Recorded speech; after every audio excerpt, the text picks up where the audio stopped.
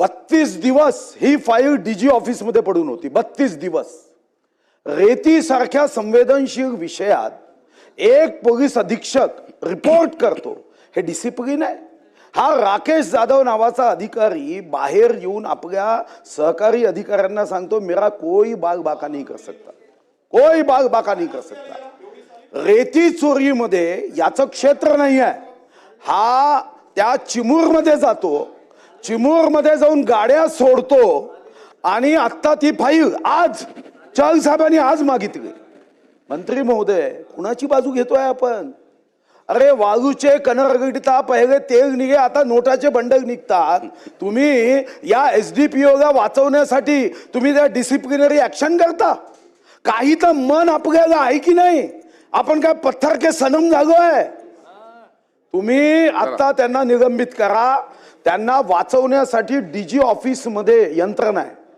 मी स्वतः डीजीला भेटलो, डीजीनी 4दा फोन केले, फाईल निघत नव्हती.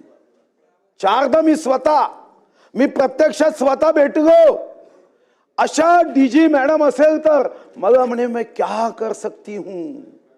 खरंच आहे. कुठे गेला महाराष्ट्र?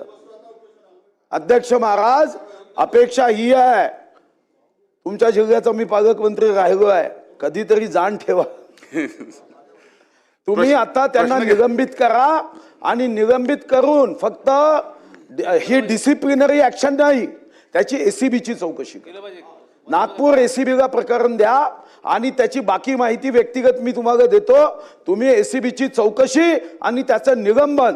खरे जर तुम्ही भ्रष्टाचार विरोधी काम करणारे गृहराज्यमंत्री असाल, खरे असाल, खोटे असाल तर मग उत्तर बदलून द्या, पण खरे असाल तर आता निलंबित करा. कोणाच्या दबावावर येऊ नका. मी स्वतः 4दा गेलो आहे डीजी ऑफिस मध्ये. काही लाज राहिली नाही प्रशासनाला. मंत्री महोदय